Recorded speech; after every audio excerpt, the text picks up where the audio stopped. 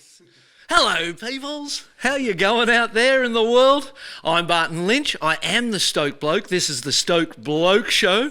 I have Peter King with me here, and we want to thank a New Earth project for the support. This is the Pipeline Podcast, and this is the Pipeline Studios. Pipeline's right there behind us. It's going to be an exciting winter for us, PK, with the swells. Yeah, the swells have started. We're in September now, the end of September, heading into October. We've had some small swells and rumblings in the Pacific North, and it's about to start happening. How's that kid that just started surfing pipe, Lion Lynch? Have you heard of him? He took a drop at pipe. It was 2 foot, and it took about 3 hours for him to get to the bottom. He was just enjoying the whole ride. Onto the sand. It's a wonderful place, and, so many great memories over my shoulder here. And this winter, what are we going to do, mate? Tell the people a little bit about what we're doing, yeah. We're going to take this table right outside on the deck, and we're going to go live on some exciting days at Pipe. I mean, definitely there's a lot of events coming up. We got the Vans Pipe Masters, which is an invitational event, the Backdoor Shootout. Then there's, of course, the Pipeline Pro, brought to you by Billabong. It's very confusing, but 3 wild events with a lot of talent at Pipe over the course of the next 2 months. So. Yeah. To make that clear for you guys, the Backdoor Shootout, Tahiti Backdoor Shootout is January 4th to 16th. There you go. And it's a specialty event. It's their cultural celebration of surfing here at Pipeline. And then you have the Pipeline Masters, which is traditionally the Pipeline event on the World Championship Tour. But due to circumstances where that name is owned by Vans and not WSL, that particular event, the Pipeline Masters, will be separate and on its own as a standalone event. And an invitational and probably a round-robin format. Could be pretty fun. Yeah. Basically, the WSL has like 5 months off after the end of the tour at Trestles. And we hear people talk about the off-season now as a period of time, and I suppose significant that the ISA ran its World Surfing Games immediately after the conclusion of the WSL's World Championship Tour, the crowning of Felipe and Stephanie Gilmore as the world champs. Then after that waiting period, I went up and got to be involved at the ISA, International Surfing Association, World Surfing Games at Huntington Beach in California, Surf City, USA, and such rich history there. I've got great stories and had great times there over the years. It is Surf City. It's a pretty cool place to take a surfing event because of the appreciation for surfing at all levels of the community. And that's what you feel when you're there. You know, they've got the walks of fame on either side of Main Street. When the World Surfing Games start, they have a parade of nations down Main Street, and all the teams walk down with the flag bearers and the coaches and the surfers and the staff, medical staff, and they all take that walk down Main Street to the end of the north side of the pier. And then they have this pouring of the sands and it's a beautiful thing, this. All of the countries bring sand from their home beach. Wow. And they bring a sample of that sand in a little jar.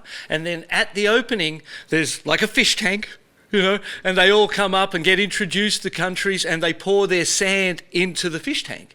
And slowly but surely, it fills up with these sands of the world. And it's this amazing artistic looking piece of work. It's incredible. And it symbolises the surfing world all coming together and becoming one. And it's a really thought of by Fernando Aguirre, the president of the ISA, and a lot to talk about today and share with you guys from that experience at the ISA Games. Met some unreal people. And you were on hand announcing, what was the first competition you ever surfed at Huntington Beach, do you remember? Yeah, the World Championship Tours events, US Opens, back in the early 80s. Do you have any idea what year? I think it was 1983. So you were there for the riot, the Glen Whitney final? I was there, well... You didn't cause it, right? I didn't cause it, but I heard a topless girl caused it. That was the word on the street, was that a girl, the beach back then used to get... What could be more dangerous than a topless girl? At a surfing event. And so the police come down to the topless girl and suggest she puts her top back on. The crowd don't like that suggestion because they're enjoying it as it is. Wow. And it turns into a crazy riot. We were sitting at the top of the scaffolding because we weren't allowed out of the contest area. Mark Occhilupo, Glen Winton final. Ocky's won 2 in a row. So he already had won, but they made him stay out, right? And we're trying to figure out why it's gone to a third set. Why on earth? He didn't win. Winton didn't win that. Ock won 2, but it was to keep the people on the beach. To keep their attention on the water. Yeah. Not the riot behind the scaffolding. Exactly. And Just too many people in one place. And we were just up there watching this whole thing go on, and I remember the police coming straight down the middle of the crowd, separating the crowd. There's police cars on fire, burning on the beach, bottles, stuff flying everywhere, and it was a proper riot. I'd never seen or been anywhere near a riot before, so for us as young surfers, there was something about it we enjoyed. Sitting up there watching, going, oh my gosh, can you believe we've got a front row seat to a riot? When does this ever happen? Welcome to America. You know, those early US Opens, I was lucky enough to win that in 1987 and 1991. You won a couple, huh? Yeah, I won a couple of the Do you US Opens. still have the money from those? That was spent to do the next events and the next year's tour. And Was that $6,000 for first place back then? oh no, it wasn't that much, I don't think. 4,000. Yeah, it was like, you know, you went between sort of, you know, 0 to 5 was, you know, $5,000 was a big prize purse in those early days. I remember 88 when I won the Billabong Pro. It was the most ever in a surfing event was 15. Where was that? Right there over our shoulder here at Pipeline. Wow. So, you know, prize money certainly escalated. Sorry, I didn't want to get you off track on the prize money, but it is fun to think about. One year in France, do you remember Biarritz would be the last event of that thing? I don't know if it was 88, 89, 90, but I learned to speak French in school, and so I spoke it well enough when I got to France to sell everybody's surfboard for them. And this is when Rusty was a huge, huge brand. Frohoff, Ted Robinson, Kelly Gibson, all these guys had Rusties they wanted to sell. Snips. I'm like, let me sell the board for you. How much you guys want? $300. Cool. Voulez-vous acheter ma planche? You know, I'm walking around selling the boards, you know, à vendre. So everyone's buying the pros boards, and I would take my cut over 300. I just want to say that I made more money than Kong made for winning the event. You were there selling surfboards, but made more money being creative on the side than the winner of the event. Hustling. I got 33rd. I got $250 for 33rd, but then I made a lot of money selling people's boards for, you know, possibly $1,500. A little more than the 300 the surfer got. ISA, HB. How great was the week? And yeah, the week at the World Surfing Games was amazing because the ISA has over 90 national federations registered with it. National surfing bodies of 90 nations. And at this particular event, there were 51 nations on hand competing. And you've got the, you know, the superpowers of surfing, Brazil, Australia, France, Brazil, USA. USA with Kaloa Andino, Nat Young, and Griffin Colapinto in the men's. You know, so there's these big, and then you've got Afghanistan with Afrodan Adum, one guy. And then you've got, you know, Irani team of a couple of brothers, and all these nations and all these different levels of surfers are all in the water together. And it reminded me so much of Blast-Off, and that was always my idea with Blast-Off, was that it was inclusive, it was for everyone. It didn't matter your ability, because we were going to make you better anyway. And when I was at the ISA Games, it was like a big, sophisticated form of that, where you've got all these different levels of surfers in the water together, and they're all enjoying each other. They're enjoying the opportunity to be there and being a part of it, and just going to the games and celebrating surfing with all of these other nations is the reward. And then it goes into all these other things that you can get as a reward, but there is a base understanding at that event that we're celebrating surfing, and we're supporting, and there's support for these sort of fledgling nations who are just starting on their surfing journey, and they're welcome to the family. And it was just an amazing vibe. So for me too, I got to represent my country in 1996 at the ISA Games at Huntington Beach, ironically enough. And so I went, and the story goes that when I was a kid, there was a distinct difference or a differentiation between amateur and professional. And so I go in a competition, I win $100, I've got no money, I take the $100. How old were you? Oh, most probably 16, 17. And, you know, it wasn't a pro event or whatever, it's a little pro-am, you know. And immediately you're considered professional. Yeah, I was. As if you're making a living off of that $100. Yeah, and I wasn't able to represent my country anymore. As an amateur. As an amateur, because I'd taken that prize money. So it was always a goal. I wanted to surf for my country in those games. It was or the World Championships as it was known then. And it started in 1964 at Manly Beach, where I was from, and I was born in 1963. So it always had, it resonated with me for a long time. But then when I took that prize money and I wasn't able to compete in it, I went, oh well, that's off the list. We'll ignore that and focus on being a professional. And then in 1996, the ASP, Graham Stapleberg and Fernando Aguirre from ISA had a conversation about how the ISA could get those top pros into the event. And they agreed to change the name from the World Championship so there wasn't two of that and confusion around who is and what is a world champion. And they changed it to the World Surfing Games. And the best surfers in the world were able to compete for their countries. And I got, in 1996, invited to... And my career ended in 1997, so I'm not really that focused at that point in my career, you know. But there's the opportunity to represent your country at the ISA Games, finally, right before the end of my career. So I took that and surfed for Australia. There was a lot of lessons. I didn't do that well. I was an ageing pro, a veteran at that point in time. And then in 2006, I believe 2007, I was invited to coach the Australian team, which I did. The first year we went to Costa Rica and we finished third.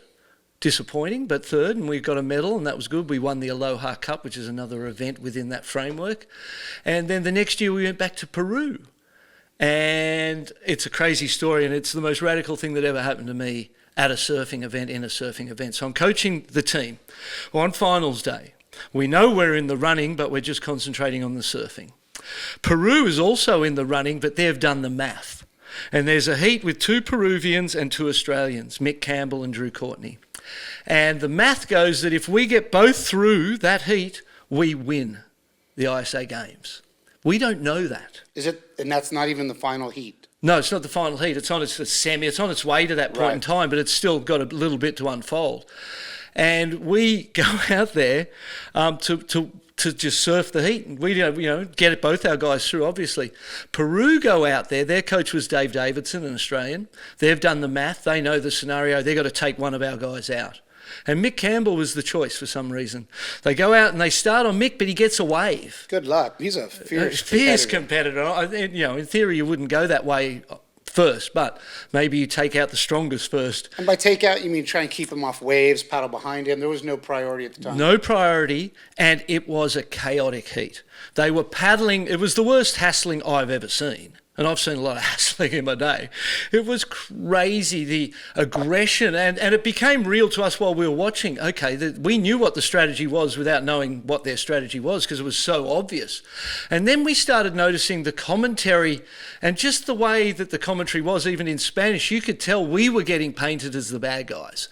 And the crowds were turning up and looking at our team and sneering and snarling. And then they look back to the water and they start moving towards the water's edge towards the end of the heat. And at that point, I realised that the commentary, and we got some advice from Spanish translator, that the commentary had been painting it out that we were the hasslers and we were the ones creating the drama and trying to do it to the Peruvians. And the crowd on the beach were getting angry, aggressive, vocal. And when I realised, I saw Drew Courtney starting to paddle in and the crowd going towards him, I ran down the rocks, ran in front of the crowd, thought I might have some chance of trying to do something here. So you thought that your 160-pound wiry frame might hold back an angry Peruvian mob. I mean, you'd had that experience where you'd seen a riot in Huntington Beach and you thought, I can hold them back. And you know one word in Spanish. What is that? Tranquilo, amigos. Tranquilo. So and that stopped the whole crowd? It was over? No, it got worse from there, man. So I get in front of that crowd and I'm like, Tranquilo, amigos, tranquilo. Everything's okay. Trying to talk to them, thinking they might go, oh, it's Barton Lynch. Okay, let's settle down. What an idiot. So then the next thing you know, they're kind of coming towards me. A guy's grabbed me by the scruff and got his arm cocked, about to punch me in the head. And I'm like, hey, like that, kind of, and then there's Drew's coming in. He sees me. I'm like, hey, I'm here, mate. I'm here for you. Our chiropractor, Jason, he came running down the beach too. The 3 of us were there. We meet Drew. We're protecting him from the crowd. No security on hand at this point in time. There's rocks and stones and cans and bottles flying at us. We're like trying to we're cowering for our life. It's like when you see the soccer game and the referee gets attacked by the crowd. It was exactly like that. And then we run, scamper, hide under the as they're all coming after us. We dive under the scaffolding because it's the only place we can kind of get to and hide. And we're underneath the scaffolding in the dirt. So you put yourself in scaffolding prison to protect yourself. Exactly. Exactly. And we're in there hiding, and they're all around the edges, throwing stuff at us underneath. And then the security get there and pull them all back and get us out. We're told we should leave our accommodations, go to another, that we should more or less go into hiding until our flight leaves. And I go, hey, we're not cowering away. We're going to that party tonight. We're going to stand tall. We didn't do anything. We went out there to surf the heat. We didn't even think about hassling them. Our focus was completely different to the way it was painted. It turned into a chaotic situation. After that, I was really disappointed at the lack of support for the Australian team, for us, for me. You know, our life was at risk, and Surfing Australia did nothing about it, didn't send a letter, didn't complain, didn't lodge a complaint against Peruvian surfing, anything. And at that point, I went, you know what? I'm out of here. I'm not going to take that. I'm not going to be treated like that. So I resigned in hope that it might activate some kind of movement. And then the same team went the following year and won the gold. Where was that at? I don't even remember.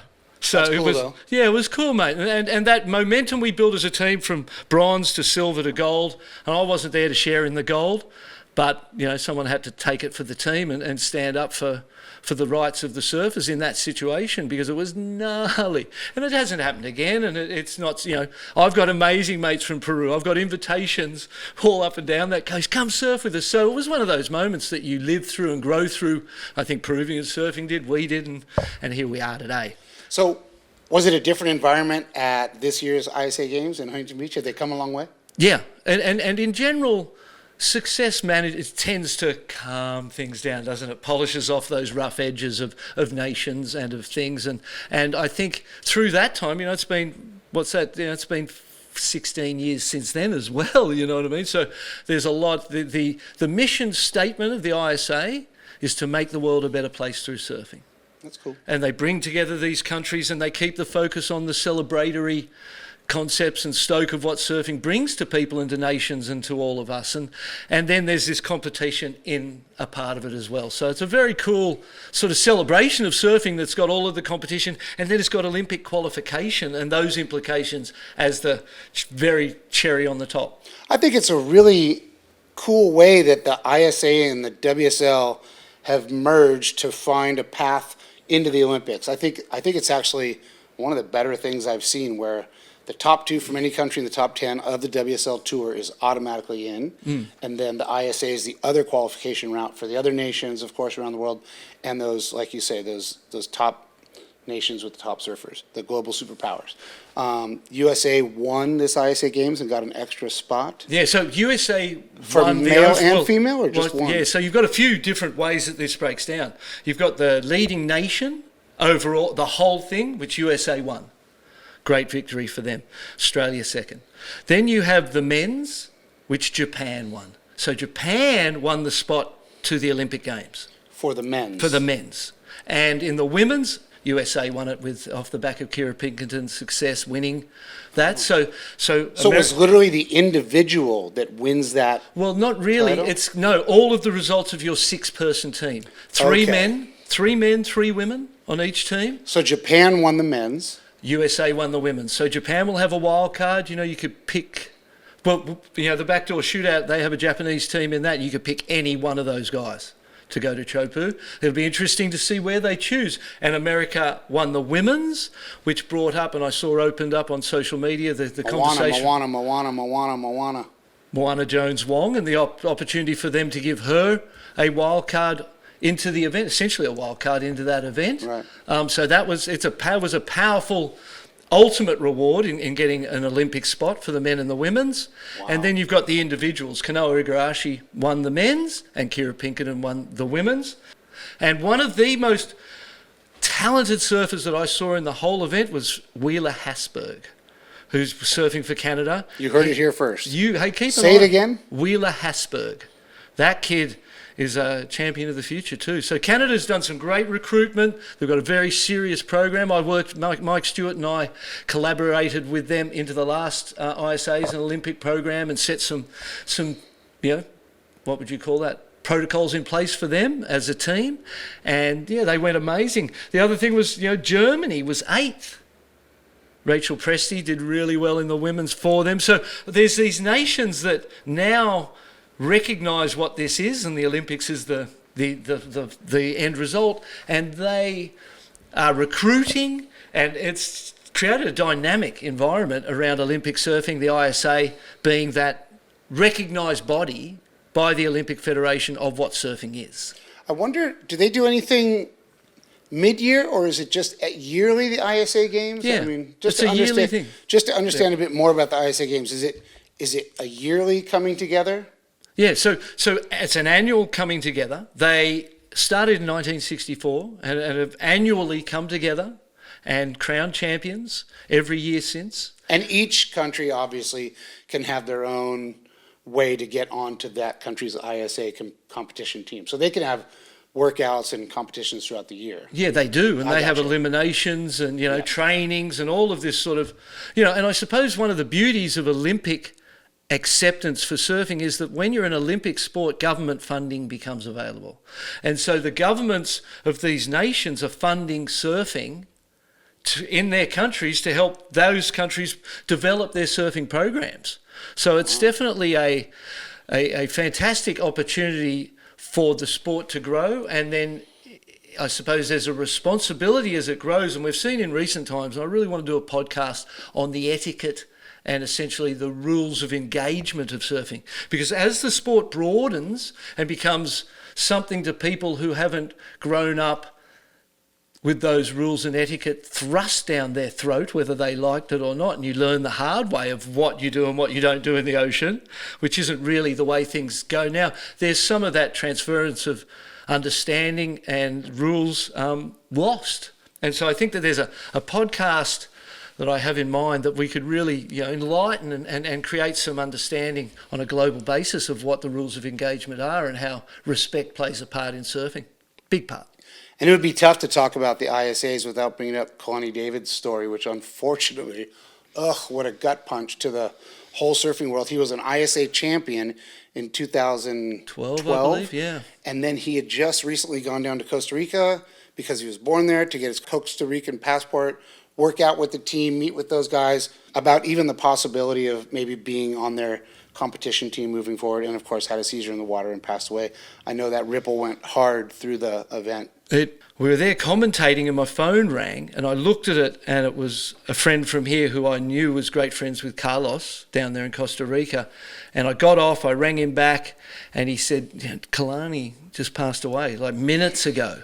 And it was, as you said, it was a punch to the gut, because we all have so much respect and we know that his path wasn't the easiest path. And it had been, he'd been putting himself back on the tracks, and dealing with all sorts of life stuff. And it tore its way through the event. There was some, everybody was so upset. It was a hard afternoon, that one, to kind of keep putting on the brave face and be positive in the webcast, given the news.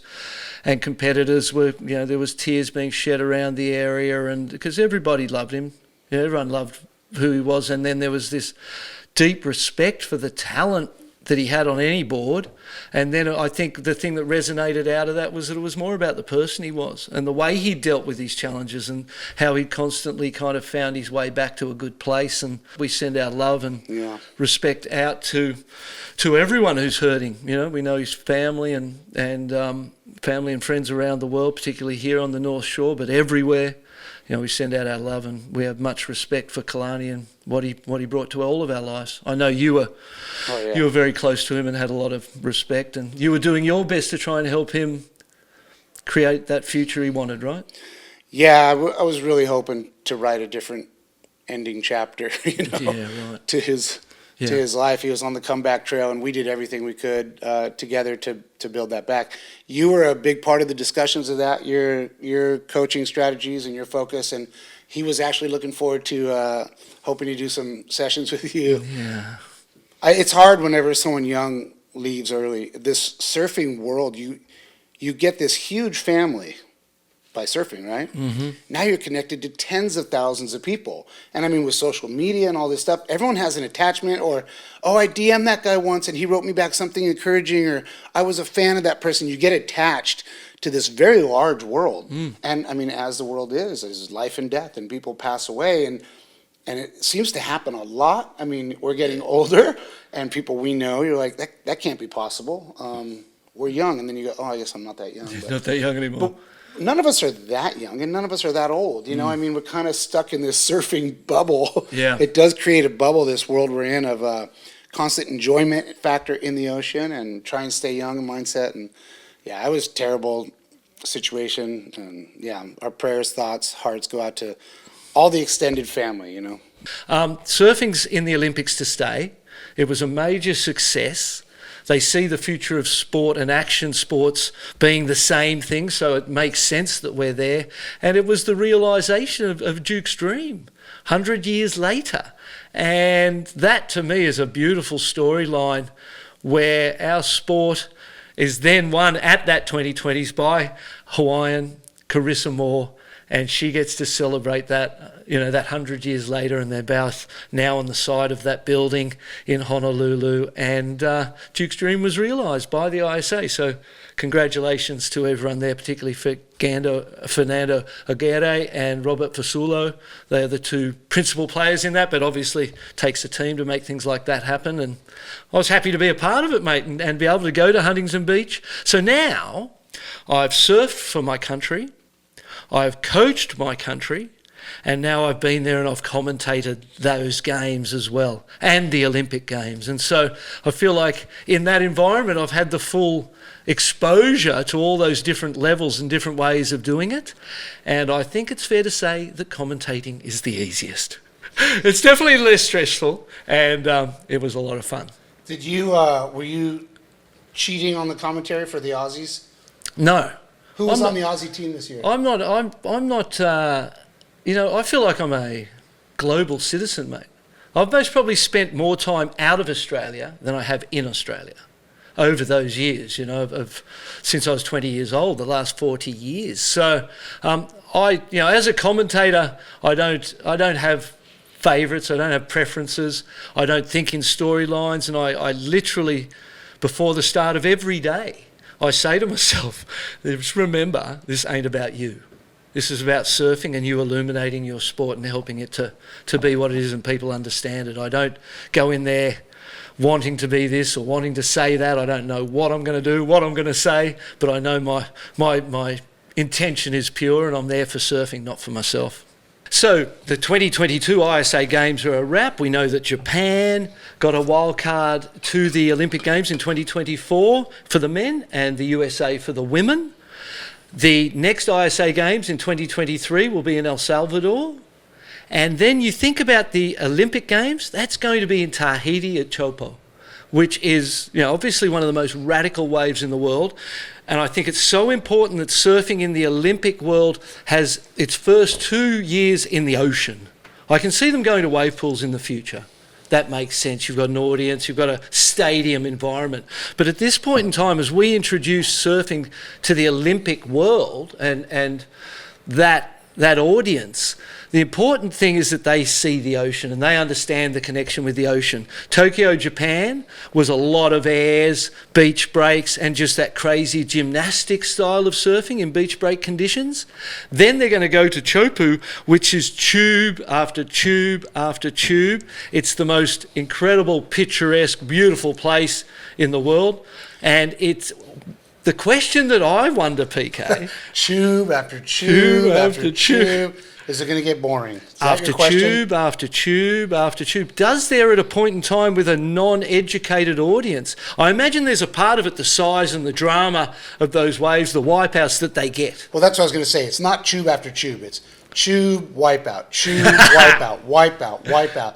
So no, the wipeouts are going to be unbelievable. They're going to have the best commentator in all of surf, which is you, to keep us enthralled. So yeah, there's no way it's going to be boring. It's going to be boring if people aren't taking off on waves, if it's real big, because it does get scary. And we're there at a good time of year. It's going to be a good time of year. It is terrifying.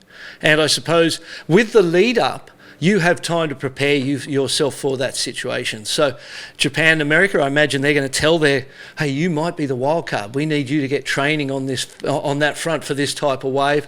So it's an amazing opportunity. It's going to be incredible. Teahupoo, the world's most incredible wave, one of them, very, top 5, whatever it is, and the world's best surfers in an Olympic event at the end of the road is going to be amazing. Now, I want to finish this week's episode just with a question to our audience and an idea or a thought that I had the other day.